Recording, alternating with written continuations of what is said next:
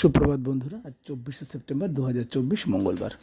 আনন্দবাজার পত্রিকার কিছু গুরুত্বপূর্ণ খবর নিয়ে আমি গৌতম। প্রভাবশালী তত্ত্বে বিধায়ক এবং প্রভাবশালী চিকিৎসকদের জিজ্ঞাসাবাদ করছে সিবিআই। তরুণী নির্যাতিতা এবং খুনের বিরুদ্ধে যে তদন্ত চলছে তার পরিপ্রেক্ষিতেই জিজ্ঞাসাবাদ চলছে। আরজি করের মামলা শুনানি পিছিয়ে গেল, যেটা 27 সেপ্টেম্বর হওয়ার কথা ছিল সেটা পিছিয়ে 30 তারিখ হচ্ছে।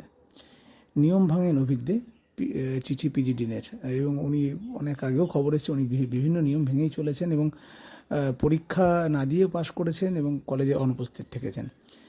আরেকটি গুরুত্বপূর্ণ খবর, বীরভূমের কৃষ্ণ মণ্ডল, অনুব্রত মণ্ডল গতকাল রাতেই ছাড়া পেয়েছে তিহার জেল থেকে। সম্পাদকদের খুব ভালো লেখা বেরিয়েছে আন্দোলনের চাওয়া পাওয়া নিয়ে, দীপঙ্কর ভট্টাচার্যের লেখা। এই আন্দোলন জন আন্দোলনে আমরা কি পেলাম। লড়াই রাজনীতির প্রাণ নিও না, বার্তা মমতা ব্যানার্জি বলছেন যে লড়াইটা রাজনীতির। জেলমুক্তি কেষ্টর ফিরছে তার ছবি আর স্লোগান। আরজি কর আবহাওয়ায় বরাত কম, চন্দননগরে আলোর, এটাই চিন্তার বিষয় ছিল, আস্তে আস্তে সেটাই হতে চলেছে। পুজোর একটু হলেও এফেক্ট পড়ছে এই ঘটনার পরিপ্রেক্ষিতে।